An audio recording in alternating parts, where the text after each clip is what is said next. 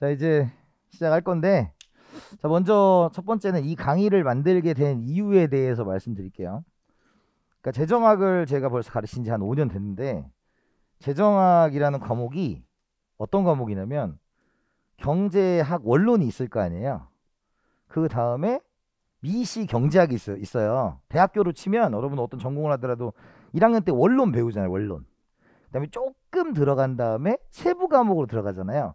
그러니까 경제학 원론, 그 다음에 미시 경제학, 그 다음에 재정학이에요. 그러니까 재정학은 본래 경제학 원론의 베이스가 갖춰져 있는 상태에서 진행이 되는 게 맞아요. 그런데 문제는 여러분들이 세무사 시험에 사실 여러분들이 세무 실무를 하는데 재정학은 거의 없어요. 아니, 그러니까 원리는 있지만 실무하는 데는 딱 정확하게 접목되진 않아요. 그래서 여러분들은 이 과목을 정말로 단도직입적으로 말씀드리면 1차를 통과하는 과목이에요. 이 과목은. 그리고 1차를 통과하는 방법은 그냥 기본 강의를 2번 듣고 객관식 듣고 실전 모의고사를 들으면 다 통과를 해요. 근데 이제 문제가 뭐냐, 여러분들이 성인이 되면서 이상한 공부 습관이 하나 생겼어요. 뭐냐면 우리 고등학교 때 근해 공식이라는 걸 배운 적이 있잖아요, 중학교 때. 그러면 근해 공식을 딱 하고 근해 공식을 외운 다음에 바로 적용을 시키는 천재는 없었어. 그죠? 여러분들이 수십 번을 연습해서 적용을 해서 그게 내 거가 된 건데 그 과정은 잊어버렸어요, 여러분들이. 성인이 되자마자 바로 배우자마자 문제가 풀려야 돼요. 그러니까 이게 경제학이라는 게, 경제학이 여러분들이 해본 적이 없으시니까 경제학이란 단어에 좀 익숙하시고 경제학적 사고가 익숙해지면 그냥 되는 부분이에요. 그래서 첫 번째 강의는 좀 모르시더라도 참고 들으시고 두 번째 강의를 들으시면 제 말이 무슨 뜻인지 잘 이해가 될 거예요 라고 얘기를 했을 때 한 70%는 그걸 따라가세요. 그러면 그걸 따라가고 나서 이제 1차에 합격하세요. 근데 이제 30%가 이제 그걸 못 버티는 거야. 내가 이걸 당장 못 알아듣겠으니까 너무 그 자체가 참을 수가 없는 거예요. 그래서 그런 분들도 있고, 처음에 또 참으라 참으라 하는 건 또 제 입장이지만 또 고객님들의 입장도 있지 않습니까? 그래서 과감하게 시도를 한 게 요거예요. 그럼 첫 번째 우리가 재정학을 처음 들을 때 제일 힘든 게 뭐냐라고 물었더니, 선생님 그 용어의 약자들이 귀에 안 들어와요, 이런 게 제일 포인트예요. 용어의 약자가 잘 안 들어온다. 왜냐면 경제학은 수학이 맞아요. 수학이 맞는데 여러분들이 하는 건 수학은 아니에요. 재정학은 계산 문제가 5문제 예외로 나와요. 그럼 35개는 다 말 문제란 말이에요. 근데 말도 그래프를 그려서 그게 이렇게 되는지를 좀 이해를 하시고 말로 기억을 해야 되는데 여러분들이 약자를 모르다 보면 좀 힘들어 하시더라고요. 그래서 이 시간을 만든 거예요. 그래서 기초 재정학에 우리가 프리킬 같은 거예요. 프리킬 기초 재정학 전에 단어를 먼저 보고 그 다음에 수학이 이런 게 있는데, 유의사항은 여기 있는 걸 여러분들이 달달달달달 외울 필요가 없어요. 그냥 이번 시간은 익숙해지는 거야, 익숙해지는 거. 여러분도 우리가 롤이나 이런 게임 할 때 처음에 단축키 모르잖아. 그러니까 모르다가 이렇게 막 잘못 눌러보고 하잖아요. 그 과정을 한번 해보는 거예요. 그러니까 요런 단어를 쓴다 라는 걸로 보시고, 여러분들 이번 시간 다음 시간은 이해가 되든 안 되든, 이번 요 단어 특강 수학 특강은 이해가 되든 안 되든 그냥 아 이런 게 있구나라고 넘어가는 거예요. 또 여기서 막 집에 가서 이거 문장으로 외우고 있어, 그럴 필요 없어요. 아시겠죠? 그러면 시작을 좀 해볼게요. 자, 먼저 강좌 의도는 어렵다는 선입견이에요. 근데 어려운 과목이 맞아요. 근데 합격을 위해서는 별로 안 어려워요. 재정학은 꽈락률이 25%밖에 안 돼요. 재정학 때문에 떨어지는 사람 없어요. 재정학은 그냥 지나가는 과목이. 그래서 여러분들 여기 수강생 쭉 제 코스 다 밟으신 분들은 1년 뒤에는 이제 저가 지나가는 사람 안녕하세요 끝이에요. 2차 선생님들하고 친하게 지내고 1차 할 때는 이렇게 지나가는 과목입니다. 그래서 단어부터 한번 해보자. 그래서 경제를 처음, 여러분들이 전공자가 없다 했으니까 비전공자들은 이 시간이 되게 중요한 시간이 될 겁니다. 자, 익숙해지셔야 돼요. 자, 이제 먼저 용어를 쓸 거예요. 용어. 그래서 첫 번째가 레이버라는 단어가 있어요. 레이버. 그래서 이제 앞으로 우리가 이렇게 그리면 이렇게 수직선을 그려요. 이제 이거 읽는 법도 가르쳐 드려요. 근데 이걸 왜 하냐면 그래프를 처음 볼 때 당황하시는 게 뭐냐면 여러분들이 그래프의 모양에 너무 초점을 맞추세요. 모양이 중요한 게 아니라 이 그래프가 도대체 말로 이렇게 쭉 쓰기가 그러니까 한 방에 표시하자라는 게 그래프의 목표예요.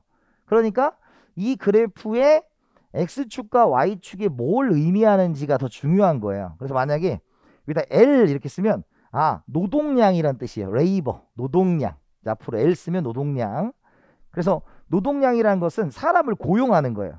그러면 EL이다 이건 무슨 뜻이에요? EL이다. 2명을 고용하였다 이런 뜻이에요. 3L이다 그러면 3명을 고용했다 이런 뜻입니다. 아시겠죠? 그래서 L이란 단어가 나오면 우리가 레이버라는 단어를 쓴다. 근데 선생님 이 스펠링 다 안 외워야 돼요? 아니 안 외워도 돼요. 안 외워도 돼요. 우리 영어 시간 아니에요. 여기 경제학 시간, 저자학 시간이니까 안 해도 되고 L, 레이버 이거 이렇게 노동이구나 이걸 인지하면 되는 겁니다.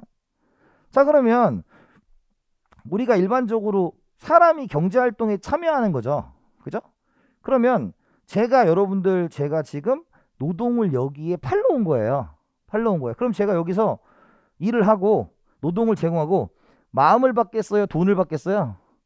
돈을 받겠죠. 뭐 제 질문 이렇게 유치하나 이러지 말고 우리 즐겨야지. 여기 프리키 시간이니까 프리키 시간 즐기시면 돼요. 그러면 여기에 뭐가 있습니까? 웨이지, 임금은 W, 웨이지 이렇게 씁니다. 웨이지. 이가요? 그러면 우리가 이제 이렇게 W 이렇게 쓰는 거예요. W. 이해갔어요? 그러면 예를 들어서 노동자 한 명이 임금이 한 명을 제공했을 때 10,000원 받았다. 10,000원이 뭐가 된다고요? 10,000원이 뭐가 된다고요? W가 되는 거예요. 이해됐어요? 그래서 이제 노동을 1명 제공했더니 2명 제공했더니 3명 제공했더니 이렇게 돈을 낼 수 있잖아요. 그래서 노동에 대한 대가는 웨이지, 임금이다 라는 거예요. 웨이지. 그래서 지금 여러분들 머릿속에는 다 필요 없고 L 뭐라고요? 노동. W 임금. 여기 중요한 용어예요. 나중에 그래프 볼 때 계속 그려요 이제. 자 그런데 여기에 이제 뭐가 있냐면 이런 게 있겠죠. 우리가 생산물이란 게 있고 생산 요소라는 게 있어요. 그럼 생산물, 생산 요소가 있어요. 뭐냐면 생산 요소를 뭐로 잡아서 재료로 잡아서 우리가 생산물을 만들어내는 거예요. 그러면 대표적으로 생산물에 해당하는 게 재화와 서비스라는 게 있어요. 재화와 서비스라는 게 있어요. 재화는 이제 우리가 X, 재, Y, 재 그러면 그냥 물건을 의미하는 거예요. 재. 뭐 여러분들 이제 대체재, 보완재 이런 단어도 쓸 거예요. 그건 기초경제학에서 하고 여기는 심오한 막 그 내용을 다루는 건 아니에요. 왜냐면 내용은 이제 기초경제학 시간이 또 다르고 재정학 시간이 다르고 이런 복받은 사람 왜 지금 이분은 지금 얼마나 감동받아 왜 지난번에 그런 거 안 해줬잖아요. 막 이런 표정이잖아. 맞잖아요. 이런 게 있으면 얼마나 편했을 거야. 처음에 놀래요. 그러면 여러분들 지금 재화와 서비스의 대표적인 게 강의예요. 강의. 재화는 눈에 보이는 거고 서비스는 눈에 보이지 않는 거거든요. 그러면 저는 여러분들한테 서비스를 제공하죠. 그러면 뭘 제공해서? 노동을 재료로 삼아서 서비스를 제공한 거죠. 그죠? 그래서 노동은 뭐라고요? L이에요. 그러면 노동에 대한 대가는 뭐 준다고요? W 이렇게 준다고요. 이해됐어요? 그렇다면 반대로 그것만 있는 건 아니잖아요. 예를 들어서 우리가 지금 강의를 들으려면 뭐가 필요해요? 강의실이 필요하고 강의실 다음에 우리가 저 카메라도 필요하고 그 다음에 마이크도 필요하고 이런 거 필요하죠. 그런 걸 우리가 뭐라고 한다? 자본이라고 그래요. 자본. 자, 자본. 자, 근데 그래서 자본이에요. 자본은 이제 캐피탈이에요. 캐피탈 하면 뭐가 떠올라요? 빚쟁이가 떠오르잖아. 우리 뭔가 캐피탈 쓴다 그럼 뭐 돈 쓰는 거 우리가 차 사면 현대 캐피탈 써야 되고 뭔 캐피탈 써야 되잖아요. 그런데 경제학에서는 자본은 돈으로 하지 않아요. 그러니까 여러분 오해하시면 안 돼요. 좀 깊게 가는 건 아니고 우리가 자본하면 우리가 두 가지로 나누어요. 자본하면 두 가지로 나누어요. 자본은 기본적으로 자본 그 자체가 있고 자본재라는 게 있어요. 그러니까 자본이 있고 자본재가 있다고요. 그러면 자본은 돈 자체인데 돈을 다루는 시장을 화폐금융시장이라 그래요. 근데 재정학은 안 해요, 그런 거. 그러니까 재정학 그런 거 안 해요. 그래서 제가 지금 이 강의를 만든 것도 딱 여러분들이 이제 재정학 기본 강의에 들어갔을 때 필요한 용어만 하는 거예요. 필요한 용어만. 그래서 이제 앞으로 재정학에서 자본하면 쩐으로 생각할 필요는 없다. 쩐으로 생각할 필요 없고, 여기가 자본재라는 게 이제 대표적으로 기계 같은 게 여기 들어가는 거예요. 기계. 이해됐어요? 그러니까 기계라는 것은 인간이 손을 대서 만든 거 있잖아요. 건물은 자본이 아니에요. 자본이에요, 이제부터. 그죠? 저기 카메라는 자본이에요. 피 프로젝터는 자본이에요. 이해됐어요? 그러니까 지금 여기서 뭐, 야, 3천만 땡겨와. 뭐 이런 건 아니에요. 그런 거 전혀 아닙니다. 아시겠죠? 그러면 자본인데 궁금하잖아. 선생님, 자본은 C로 시작하잖아요. 근데 자본은 K로 써요. 왜? 독일어로 K예요. 그래서 K로 씁니다. 앞으로 자본이 캐피탈이긴 하지만 얘는 K로 써요. K로 써요. 이해됐어요? 어떤 느낌인지 갔죠? 그런데 선생님, 그렇다면 왜 C로 안 씁니까? C는 더 필요한 게 있어요. 뭐냐면 코스트가 있어요. 컨슘이 있어요.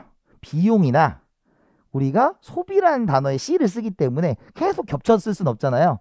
그러니까 야, 그냥 K로 가자 라는 겁니다. 근데 이거는 그럴 수밖에 없는 게 경제학이 처음 만든 게 유럽이에요. 그러니까 K로 간다라고 생각하고, 이제 왜가 C냐 K냐 할 때 독일어로 K로 쓰니까 이제 자본하면 K 이렇게 하는 거죠. 이해됐어요?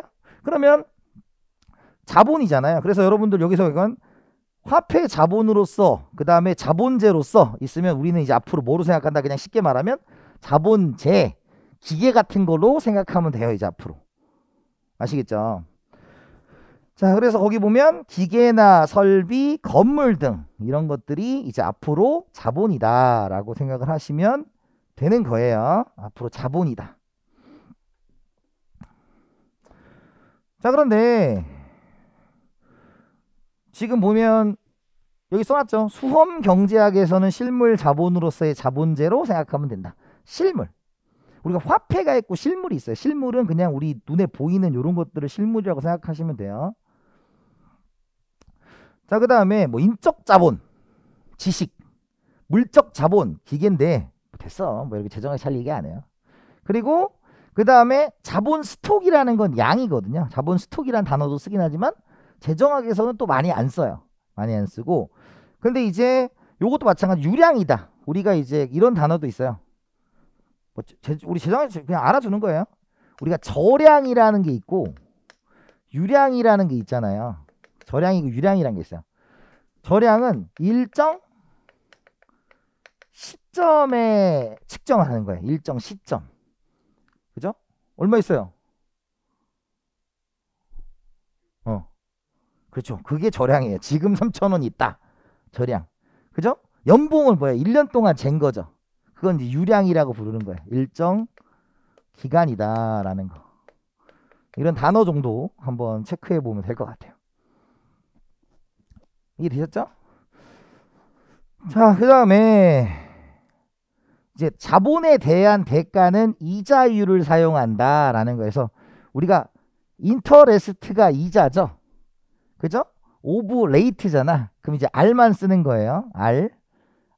그래서 이걸 우리가 이자율, 이제 앞으로 K에 대한 대가는 이자율 R이다 라는 겁니다.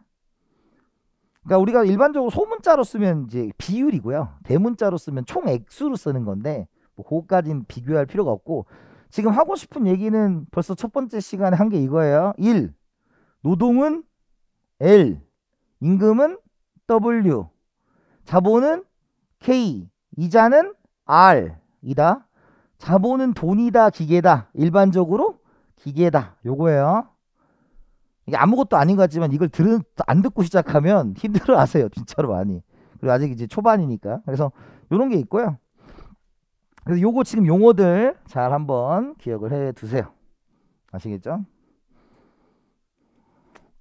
자, 그 다음에 이제 우리가 가격이라는 게 있어요. 가격.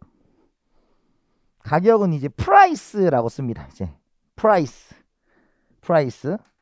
근데 가격은 뭐라고 쓴다? 가격은 P라고 써요. 그죠? 그러면 PX 이렇게 쓰면 뭐냐면 XJ의 가격이다 이렇게 쓰는 겁니다. XJ의 가격. PY다 그러면 YJ의 가격이라고 써요. 그죠? 그런데 우리가 가격에 다른 이름이 있어요. 우리가 노동의 가격은 뭐야? 노동의 가격. 노동의 가격은 뭘까요? 방금 배웠어. 임금 이렇게 배우는 거야. 임금. 노동의 가격은 임금이에요. 그죠? 노동의 대가 임금을 준 거예요. 그 다음에 자본의 가격이 있겠죠? 자본의 가격은 뭐라고 부를까요? 이자 이렇게 불러요. 그러니까 노동의 가격은 웨이지 임금이고 자본의 가격은 이제 뭐 길게 그냥 R이야 R. 이거서 이렇게 얘기를 합니다. 그래서 거기 보면 노동시장의 가격은 임금, 자본시장의 가격은 이자, 그죠? 그 다음 외환시장의 가격은 환율이다라는 거죠. 이해갔어요? 그래서 이자를 여러분들이 뭐 자꾸 여기 이자 하면 저축에서 쓰는 이자로 생각하는 경우가 있어요. 그거 아니고 여기서의 이자는 내가 자본의 사용료예요. 자본의 사용료. 대표적으로 엔트비 같은 거로 생각하시면 돼요. 여기는. 오해하시면 안 되고. 아시겠죠? 재정학에서는 여러분들하고 저하고 화폐시장을 할 이유가 없어요. 재정학은 엄밀히 말하면 미시경제학. 거시는 거의 안 합니다. 거시는 거의 안 하고 거시가 딱 두 번 나와요. 그래서 여러분들한테 공공경비시 추리라는 거 한 번 하고 공채로 나고 2번밖에 안 나오기 때문에 나머지는 전부 다 미시 쪽으로 생각을 하시면 됩니다. 자, 그 다음에 이제 수량 퀀터티라고 해요. 퀀터티. 그래서 우리 중학교 때 기억나잖아요. P0Q 이렇게 했던 거 기억나죠? 그 Q가 퀀터티예요. 퀀터티. 그래서 우리가 수량이라고 하고요. 당연히 QX 하면 뭐예요? XJ 수량. QY 하면 YJ 수량이죠. 그죠? 그런데 이렇게 L 이렇게 쓰면 뭐예요? 노동량이 되는 거예요. 그러니까 노동량도 수량이 되는 거죠. 노동의 수량을 이렇게 쓰는 거죠. 그 다음에 K 쓰면 뭐라고 써요? 자본량, 자본의 양으로 쓸 수도 있는 거죠. 그래서 일반적으로 그래프를 이제 다음 시간 우리가 이제 이거 끝난 다음에 기초 수학 특강을 할 때 아니 기초 수학도 아니야. 기초 수학 상식 특강. 그죠? 상식. 딱 필요한 것만 가르쳐 줄 거니까. 그래서 여기가 이제 가격 변수가 여기 들어가고 수량 변수가 여기 들어가는 건데 가격 대신에 얘가 들어가도 되고 얘가 들어가도 상관이 없는 거죠. 얘 대신에 얘가 들어가도 상관없고 얘가 들어가도 상관이 없는 거예요. 그렇죠? 그래서 우리가 양에서는 자본량, 노동량 이런 걸 쓸 수 있다라는 걸로 생각을 해보시면 될 것 같습니다. 그죠? 그리고 여기다 보면 이제 이렇게 쓰죠. 봐봐요. Q, X, D 이렇게 쓰면 뭐예요? XJ의 수요량 이렇게 쓰는 거예요. Q, X, S 그러면 XJ의 공급량라는 거죠. 그래서 디맨드와 서플라이에 대해서 한번 또 생각을 해봐야 되겠죠. 디맨드와 서플라이. 그래서 수요는 이제 뭐라고 한다? 일반적으로 이제 D라고 불러요. D. 디맨드. 요구하다. 라는 걸로 얘기해요. D. 그 다음에 공급은 서플라이. 그럼 S. 이렇게 읽어요. S. 이렇게 읽어요. 그래서 D, S. 이런 거죠. 그래서 여기 이제 다양하게 할 수 있죠. 아까 그런 것처럼 QD, QS가 될 수도 있고 LD. 그럼 이건 뭐예요? 노동의 수요.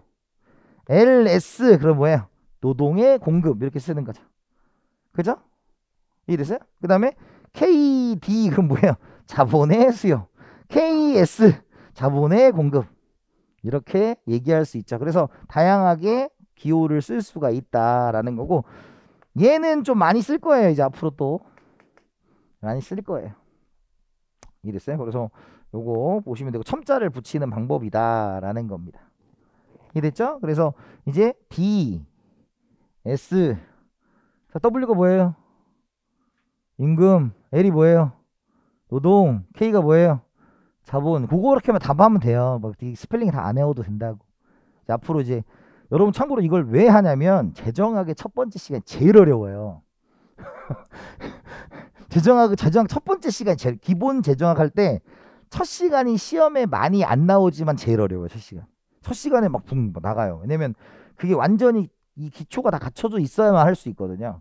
근데 시험에 되게 많이 나오지 않는다고 막 강조를 해도 여러분들이 힘들어하기 때문에 이런 시간을 만든 거예요. 그러니까 단어를 알면 편하니까. 자, 그 다음에 이제 6번에 보면 균형이란 게 있어요. 균형. 자, 균형이라는 거는 우리가 이제 앞으로 수요와 공급이 만나면 균형이에요. 수요와 공급이 만나면. 예를 들어서 그래프를 이제 나중에 그리면 이런 거예요. P형 Q. 기초경제학 시간에 만나면 이제 S와 D가 이렇게 있을 거예요. 그럼 여기가 만나잖아. 이렇게 만나잖아. 요걸 우리가 균형이라고 합니다. 그래서 요때 수요량과 공급량이 일치하는 것을 균형 거래량 이렇게 표현하는 거고, 요렇게 만나는 가격을 균형 가격 이렇게 표현하는 거예요. 지금은 뭐 그 내용은 기초경제학도 하실 거고, 지금은 둘이 뭔가 일치하면 뭐예요? 균형이다. 균형이다. 이해가요? 그러면 균형이라는 얘기는 결국 불균형도 있다는 얘기죠. 그럼 만약에 수요와 공급 중에서 수요가 많으면 이것을 초과 수요라고 하고, 수요와 공급 중에서 공급이 많으면 이것을 초과 공급이라고 그래요. 이걸 우리가 불균형이라고 하는 거예요. 그러니까 둘이 같으면 균형, 다르면 불균형. 이렇게 체크를 해두시면 됩니다. 자, 그래서 균형은 이제 일반적으로 E라고 표현해. 이퀄리브리움 그래가지고 E라고 표현하면 균형이다 이렇게 표현해요. E라고 하면 균형이다 이렇게 생각을 해두시면 됩니다. 자, 이제 시작됐죠. 여기서부터 이제 재정할 때 처음 힘들어하는 게 몇 가지가 있어요. 특히 이제 이거는 경제학을 처음 할 때 힘들어하는 게 이제 요런 약자들이 있는데, 우리가 유틸리티라는 단어가 있다. 유틸리티. 그래서 이제 앞으로 U라고 써요. 유틸리티. 이해됐어요? 그럼 유틸리티가 뭘까? 우리 아까 여기 들어오기 전에 커피숍에 만났잖아. 나랑 커피숍 만난 사람 누구야? 당신하고 또 누구 있었는데? 당신인가? 만났잖아 우리. 그래서 누군가 이제 옷을 많이 본 얼굴인데 이렇게 생각을 했어요. 그럼 커피를 마시면 기분이 좋아요? 안 좋아요? 좋죠. 그게 효용이에요. 그게 효용이에요. 그러니까 소비를 하면, 경제학은 있잖아요. 항상 원인과 결과의 관계로 이루어지는 게 경제학이에요. 원인이 있어야 결과가 있어요. 그럼 내가 소비를 해요. 소비를 하면 우리가 만족감을 얻겠죠. 만족감. 그래서 오늘 슬픈 소식이 있었어요. 제가 여기 앞에 이제 그 M커피가 생기기 전에 여기 유명했던 커피가 그 터치커피라고 있었거든요. 거기가 이제 망했더라고.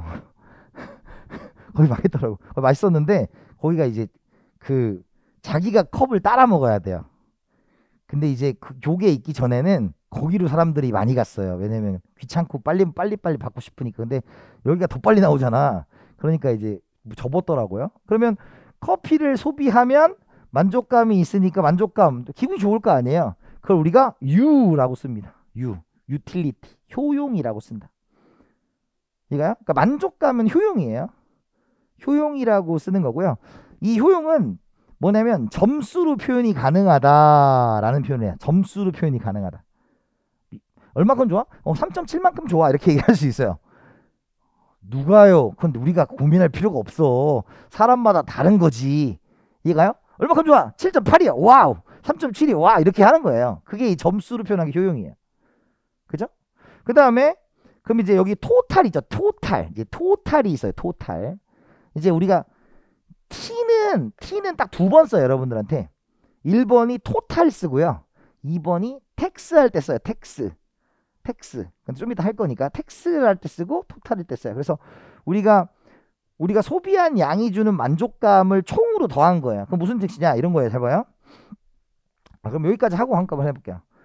이제 여러분들이 제일 싫어하는 게 이제 한계 효용이라는 거예요. 한계 효용. 마지널 유틸리티.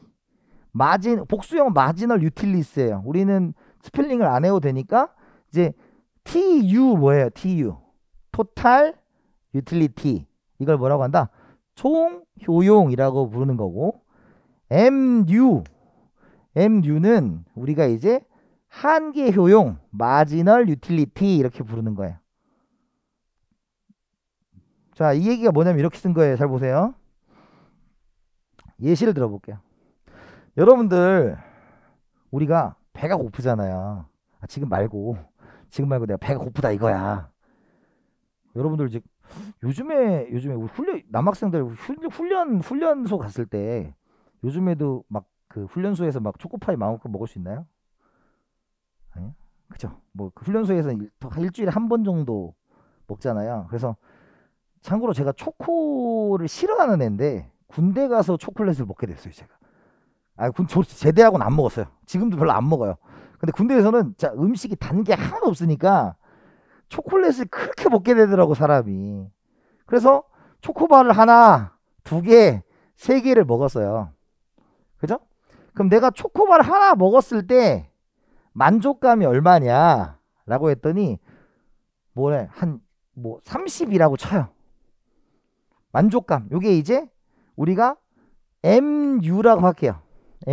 MU는 추가적으로 얻어지는 만족감이에요. 그러니까 내가 빵이었는데 추가적으로 얻어지는 게 30이에요. 이거요? 그 다음에 내가 두 개째를 먹었더니 두 번째 거는 가치가 한 20 정도의 유틸리티를 가진대요. 그러니까 한계 효용이 20이라는 뜻이에요. 무슨 뜻이냐? 내가 하나 딱 먹었을 때 기분이 좋았어. 그때 딱 측정한 거예요. 그러면 두 번째는 그거 빼고 다시 더 좋아진 거. 이렇게 얘기하는 거예요. 그 다음에 세 번째 먹었을 때는 10이 좋아졌대요. 그럼 요게 뭐예요? MU예요. 그러면 이제 마지널인데 첫 번째 기억하는 방법은 그냥 한 개로 기억하셔도 돼요. 이거 내리고 싶어요. 지금 이게 입모양을 보면 한 개가 아니라 한 개로 기억해도 된다고. 처음 기할 때는.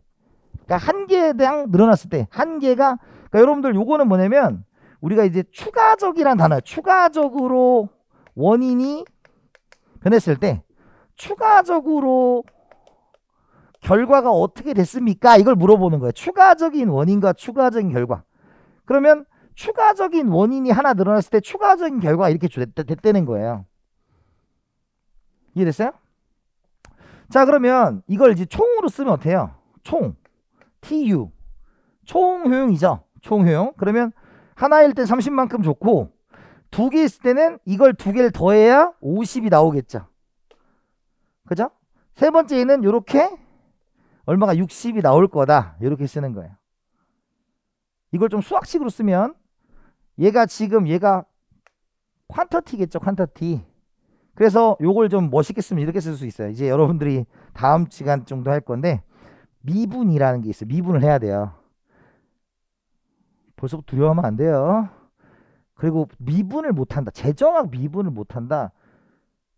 산수를 못하는 거예요. 수학 아니에요. 딱 그냥 정해진 공식에 집어넣으면 끝나요. 그냥 별거 아니니까 이따가 해드릴 테니까 보시면 되고. 그래서 우리가 델타 Q분의 델타 TC를 우리가 뭐라고 하냐면 우리가 MU라고 해요. MU. 이게 말이 어려워 보이지만 잘 봐요. 빵개에서 하나로 갔죠. 그죠? 그러면 델타 Q가 뭐야? 빵개에서 하나가 늘어났을 때 라는 뜻이야. 하나가 늘어났잖아요. 그러면 총효용이 지금 어때요? 빵에서 30이 된 거잖아요. 그러면 30 마이너스 빵 하니까 뭐가 30 나오죠? 그러니까 여기 30 쓴 거예요. 얘가 두 번째, 하나가 추가적으로 늘어났죠? 그러면 하나가 추가적으로 늘어났을 때 50이 됐잖아요. 그럼 최초가 뭐였어요? 30이었죠? 그래서 50 빼기 30, 나중 수치 처음 수치 뺀 거예요. 여기도 마찬가지로 2 빼기 1, 나중 수치 처음 수치 뺀 거예요. 이따가 이제 기초 수학 할 때 다시 한번 가르쳐 드릴 거예요. 기초 산수 할 때. 그러면 이렇게 하면 얼마가 나와요? 20이 나오죠. 그러니까 여러분들은 지금 기억할 게 뭐냐면 이것만 읽으면 돼요. 자, 해봐. 이제 총효용이 뭐라고요? T, U. 우리가 지금 하는 건 이 계산법이 중요한 게 아니에요. 지금 우리가 이 포인트, 이 강의의 목적이 뭐라고요? 약자 외우기. 총효용이 토탈 유틸리티, 한계용이 마지널 유틸리티. 그러면 총효용이 10에서 40에서 60이 됐대요. 그러면 하나가 추가적으로 늘어났을 때 추가적으로 늘어난 게 얼마예요?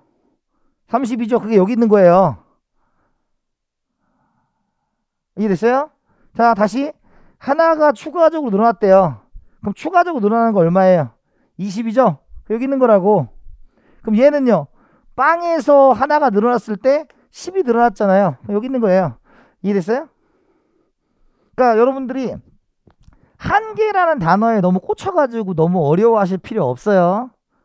그러니까 처음 할 때 그냥 한계가 추가적으로 늘어났을 때 추가적으로 늘어난 결과가 뭐냐 이렇게 기억하셔야 돼요.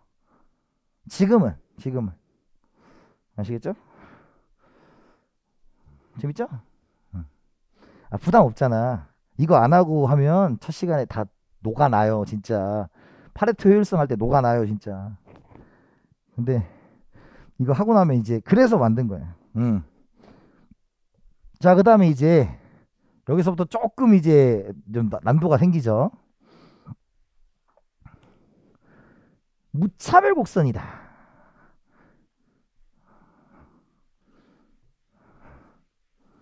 무차별 곡선이다. 이따가 이제 우리가 그래프를 읽는 방법을 좀 가르쳐 드릴 건데, 여러분들 우리가 보는 재정학이 주관식이 객관식이에요?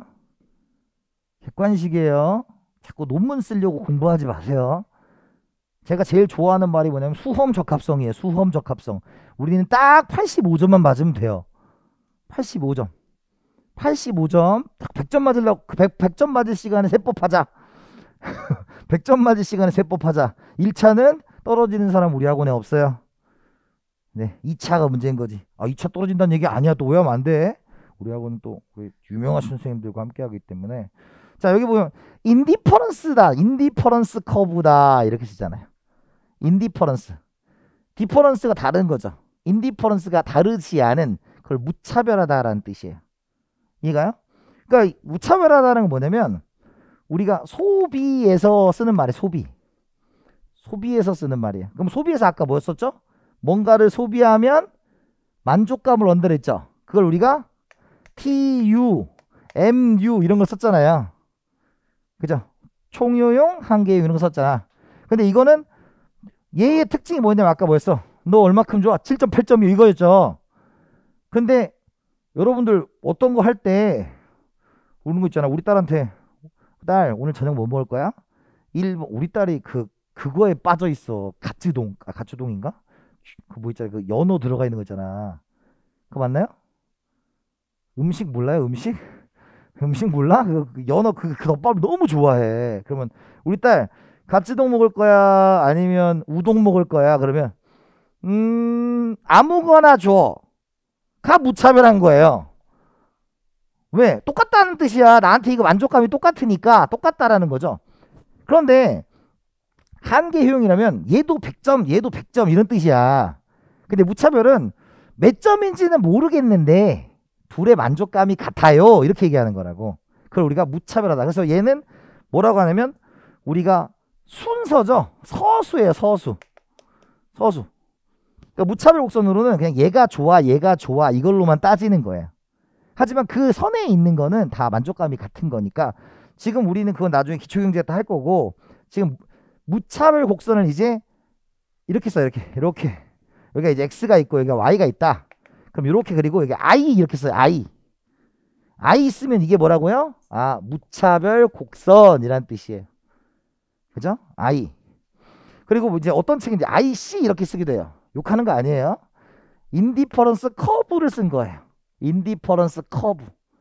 이거요? 그래서 우리가 뭐 이렇게 해서 I1, I2 이러면 무차별 곡선 1번, 2번인 거죠. 이런 식으로 무차별 곡선을 읽는 거다. 내용은 기초경제학에서 할 거예요. 근데 지금은 무차별하다라는 것에 곡선은 I라는 단어를 쓰는구나 정도로 생각을 하는 겁니다. 아시겠죠? 자, 그 다음에 이제 뭐가 나왔다? M이 나왔어요. M. 그런데 이제 우리가 인컴 이렇게 쓰기도 해요. 인컴. 그래서 I를 쓰기도 해요. I. 근데 아까 I는 뭐로 써서 이렇게 쓰면 얘가 뭐였다? 인디퍼런스 커브였죠. 그래서 그러니까 무차별 곡선 할 때도 I를 쓰기도 하고 인컴, 소득할 때도 I를 쓰기도 해요. 인컴을 쓰기도 해요. 그런데 일반적으로 이것도 헷갈리잖아. 그러니까 이제 M으로 쓴다. 그죠? M으로 쓴다 라고 하는 거야. 그럼 M이 뭐냐라는 거야. M이 뭐냐? 머니야, 머니. 머니. 그래서 여러분들 이 머니라는 건 뭐냐면 화폐 소득을 얘기해요.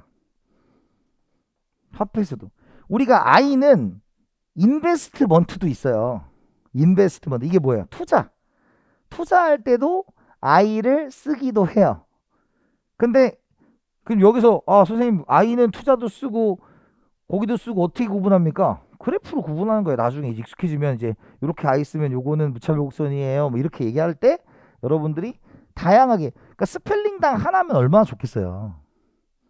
그죠? 근데 스펠링당 하나는 아니고 여러 개를 동시에 쓸 수 있는 거니까 그 중에서 쓰는 요소들을 지금 가르쳐 드리고 있는 거예요. 그래서 소득은 이제 M이라고 얘기도 합니다. M, 머니다. 머니. 그래서 M을 쓰면 우리가 머니다. 이렇게 표현을 해요. 그럼 우리가 이제 한번 배운 걸로 한번 해볼까요? 여러분 생각해봐요. 우리가 이제 이런 공식을 쓸 수 있어요. M은 PX, QX 플러스 PY, QY 다 배웠어 이제. XJ의 가격 곱하기 이게 뭐예요? XJ의 수량이죠. YJ의 가격 곱하기 YJ의 수량이죠. 그럼 이 말은 뭐예요? M이 뭡니까? M이 뭐니 나의 소득, 내 용돈 뭐 이런 거잖아요. 그걸로 XJ와 YJ를 산 것을 이렇게 표현할 수 있다고요. 근데 이제 일반적으로 요거 대신에 얘는 어떻게도 표현하냐면 요렇게도 표현을 해요.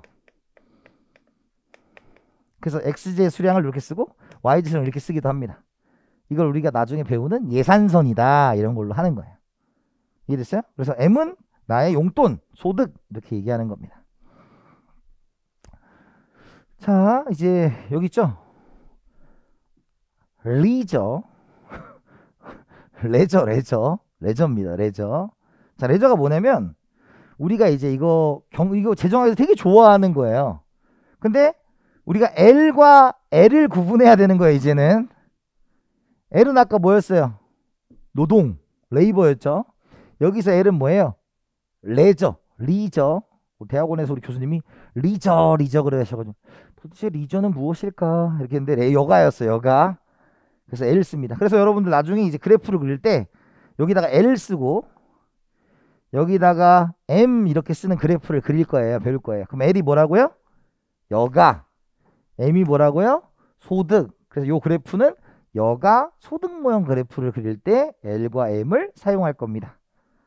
아시겠죠? 그래서 용어들 한번 보시면 될 것 같고요. 그러니까 예를 들어서 내가 24시간이 있을 거 아니에요. 그럼 24시간에서 여가 시간이 4시간이다 라고 하면 20시간을 뭐 하는 거예요? 노동을 하는 거죠.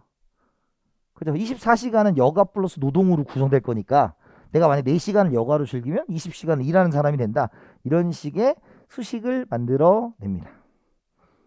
이해되셨어요? 자, 그 다음에 이제 장기가 있고요. 단기가 있어요. 장기가 있고 단기가 있다. 자, 여기가 이제 조금 좀 달라요. 조금 달라요. 자, 뭐가 달라냐면 현실하고 이제 제가 수업할 때 제일 좋아하는 게 뭐냐면 현실하고 좀 접목시키는 걸 좀 좋아하는데, 왜냐면 그래야 좀 마음에 와닿잖아요. 뭐 완전히, 근데 첫 시간에 하는 수업 내용이 현실하고 완전히 동떨어져 있는 거예요. 그게 그래서 처음에 아무것도 모르는 상태에 들으면 뭐 이 거부감이 약간 생길 수 있는 파트니까 요걸 만들어낸 건데, 여러분들이 단기와 장기라고 하면 이제 이런 거죠. short run, long run이야. 그죠? 그러면 이제 S 붙으면 뭐예요? 단기. L 붙으면 장기예요. short, long. 이해됐어요? 그런데 우리가 여러분들한테 장기는 몇 시간 정도의 장기 같아요? 몇 시간 정도? 그죠? 우리 아들내미 맨날 아빠 나 어렸을 때 그랬잖아 이럴 때 막 나 꿀밤 때려주고 싶어요. 7살이거든요. 아빠 나 어렸을 때 그랬잖아.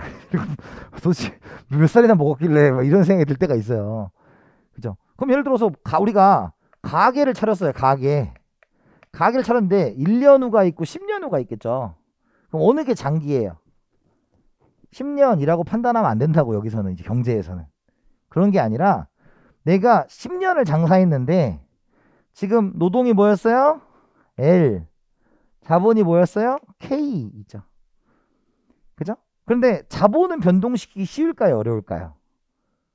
어려워요. 기계를 사거나 건물을 얻거나 이런 건 어렵잖아요. 그래서 만약에 10년이 지났는데 내가 K의 변동이 없다. 변동이 없다. 그러면 뭐냐면 단기예요. K의 변동이 없으면 단기예요. 그럼 내가 1년 만에 대박 난 거야. 6개월 만에 대확장했어. 그래서 건물 또 얻어가지고 K를 변동시켰어요. 그럼 뭐가 되는 거야? 장기가 되는 거야. 그러니까 우리가 현실에서 시간의 흐름에서 1년, 2년, 3년, 4년 이런 식의 장기가 아니라 생산에 있어서 자본을 변동시킬 수 있으면 장기. 그걸 좀 멋있게 표현하면 고정 요소가 없으면 장기. 그죠? 그런데 자본을 변동시킬 수 있으면 뭐예요? 자본을 변동시킬 수 있으면 없으면 단기, 있으면 장기가 되는 거예요. 이해됐어요? 그렇게 구분해 두시고, 그 다음에 시장에 시장에 진입이 어려우면 단기, 마음껏 들어왔다 나왔다 하면 장기예요. 그래서 생산과 시장에서 장단기가 있다 라는 거고, 재정학에서는 장단기를 쓸 일은 거의 없어요. 그냥 뭐 이런 단어가 있다 정도로 생각을 해 두시면 돼요. 그래서 뭐 우리가 이제 ACS, ACD 이렇게 있잖아요. 이런 거 있죠. 그러면 뭐 이런 거잖아요. 그러니까 요거 이제 AC는 안 배웠으니까 좀 이따가 다시 한번 볼게요. 그죠? 이제 그거 해야 되니까. 자, 이제 고정 비용과 가변 비용이라는 게 있어요. 고정 비용과 가변 비용이라는 게 있다라는 거예요. 고정 비용, 가변 비용. 고정 비용과 가변 비용. 그래서 우리가 생산 요소라고 하는 게 있죠. 자, 이런 거에 잘 보세요. 생산 요소. 생산 요소에서 우리가 노동과 자본이 있었죠. 그죠? 이제 L과 K 이렇게 써도 이제 익숙하잖아. 이제 이렇게 써야 돼요. 그러면 단기라고 하면 얘는 변동을 시킬 수 있어요. 그죠? 얘는 변동이 안 되겠죠. 그죠? 그걸 우리가 뭐라고 한다? 단기라고 해요. 생산에 있어서. 그 다음에 장기라고 하면 변동할 수 있고 얘도 변동할 수 있어요. 그죠? 그러면 얘는 지금 변동이 가능하죠. 그럼 잘 봐요. 아까 노동에 대한 대가가 뭐였어요? 임금이었죠.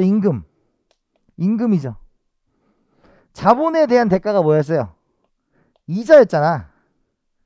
그쵸? 그러면 변동할 수 있으니까 얘를 우리가 변동할 수 있는 비용, 가변 비용이라고 부르는 거예요. 그죠? 그럼 얘는 변동할 수 있어요? 없어요? 없죠. 그러니까 얘를 고정 비용이라고 부르는 거예요. 그래서 픽스드, 고정되었다라는 거죠. 그래서 이걸 약간 쓰면 우리가 FC라고 하는 거죠. FC. 풋볼 클럽이 아니에요. 그죠? 픽스드 코스트예요. 픽스드 코스트. 그 다음에 T는 이제 뭐예요? 토탈 픽스드 코스트, 총 고정 비용이란 뜻이에요. 무슨 말이 됐어요? 그 다음에 우리가 이제 A라는 단어가 있어요. A는 뭐냐면 평균이라는 뜻이에요. 평균.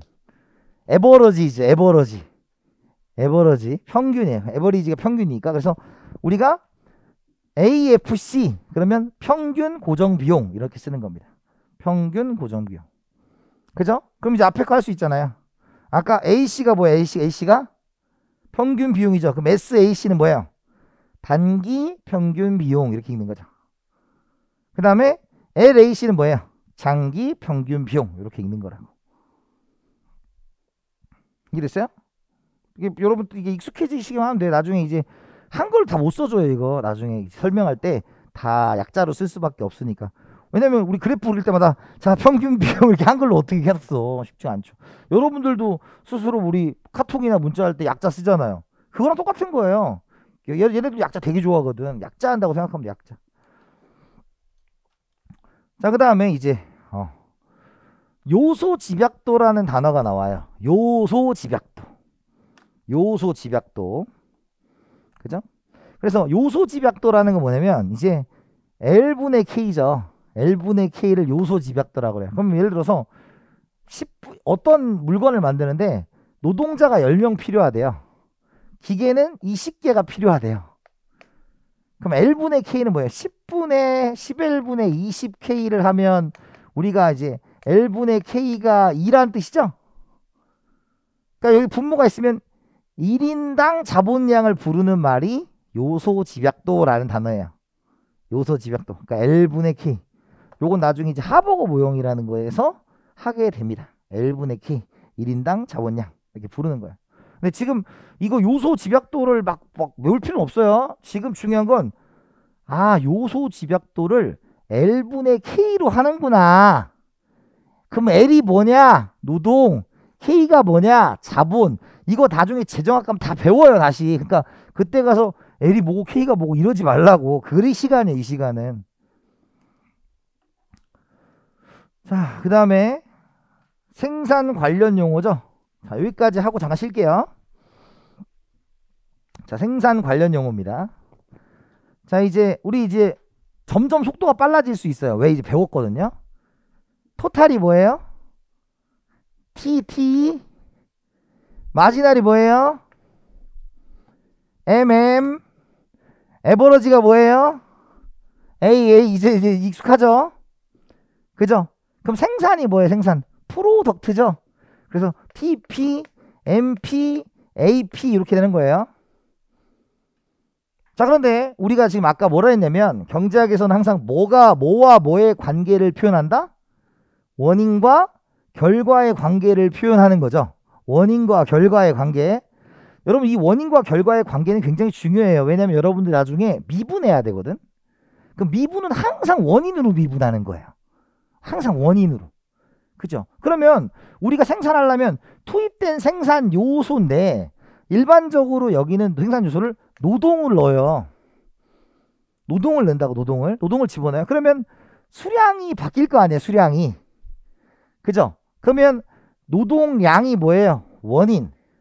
그 다음에 Q. 요게 뭐냐면 TP라고 하는 총 생산이 바뀌는 거 아니에요. 이해됐어요? 그래서 잘 보세요. 이제 보면 돼요. 한 명을 넣었을 때 총 생산이 10개가 늘어났대요. 그죠? 그 다음에 2명을 넣더니 2명이 만들어낸 게 얼마 개야? 30개란 얘기예요. 그 다음에 3명째를 넣었더니 3명째가 만들어낸 게 45개란 뜻이에요. 자, 여기가 뭐예요? 총생산이 TP라는 거죠. 얘는 Q랑 똑같이 써도 상관없어요. Q랑 똑같이 써도 상관없어요. TP. 자, 그럼 보세요. 한계는 뭐냐면 노동량이 빵개였을 때 노동을 추가적으로 하나 넣었죠. 그러면 생산이 추가적으로 몇 개 늘어났어요? 10개 늘어났죠. 그러니까 여기 쓴 거야. 10개. 이해됐어요? 그 다음에 두 번째가 노동량을 하나 더 추가했더니 추가적으로 몇 개 늘어났어요? 20개 늘어났죠. 그러니까 여기 쓴 거라고. 이해됐어요? 그 다음에 노동량을 한 명씩 더 넣었어요. 그런데 추가적으로 몇 개 늘어났어요?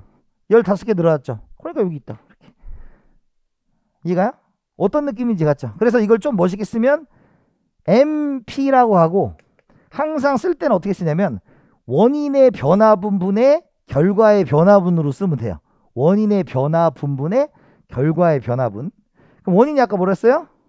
노동. 그죠? 그 다음에 결과가 뭐예요? 생산. 이렇게 써도 상관없다 그랬죠. 이렇게 쓰는 거예요. 자, 그 다음에 평균 생산은 뭐예요? 노동 한 사람당 생산량이 되겠죠. 한 사람당 생산량. 그러니까 10 나누기 1 아니야. 그럼 뭐예요? 10. 30 나누기 2죠. 그럼 뭐예요? 15. 45 나누기 3 아니에요. 그러면 15죠. 그래서 AP는 L분의 Q예요. 그러니까 지금 이 세모 이거 나중에 이제 변화분을 가르쳐 줄 거예요. 지금은 이제 그냥 나중 마이너스 처음이 변화분이죠. 살짝 가르쳐 주면 이거지. 엄마가 용돈 10만원 주다가 20만원 줬어요. 그럼 용돈의 변화분은 용돈은 20 마이너스 10이잖아요. 그게 변화분이에요. 변화분. 이해됐어요? 그러면 여기가 이제 어떻게 돼요? 이렇게 되는 거죠. 어떤 느낌인지 되세요? 그래서 지금 이 수업이 첫 시간 여기서 이제 마칠 건데 이 수업이 어떤 의미인지 알겠죠? 자, L 뭐예요? L. 노동, W 뭐예요? 임금, K 뭐예요? 자본, R 뭐예요? 이자, 그죠? P 뭐예요? 가격, 소문자 L 뭐예요? 여가, 대문자 M 뭐예요? 소득. 이해되셨죠? 그래서 이제 앞으로 그 용어들을 계속 쓸 거예요. 그러니까 여러분들이 한번 정리를 해보시면 되고, 나중에 여러분들한테 이제 재정학에서 많이 쓰는 것들을 가르쳐 줄 건데, 이 강의에서 이제 여러분들한테 이번 시간에 한계 효용과 한계 생산, 총 효용과 총 생산 해드렸잖아요. 그럼 이게 이제 뒤에 보면 이제 뭐가 있어요? 한계 비용도 있고, 그 다음에 한계 수입도 있고, 이렇게 있겠죠. 그런 것들을 다음 시간에 해서 나머지 단어들을 쫙 정리하면 되고, 뒤로 가면 속도가 빨라질 거예요. 이유가 뭐냐? 여러분들이 했던 용어들이 반복되기 시작할 거기 때문에. 아시겠죠? 자, 그럼 이렇게 하고요. 잠깐 쉬었다가 진행하도록 하겠습니다. 쉬었다 하겠습니다.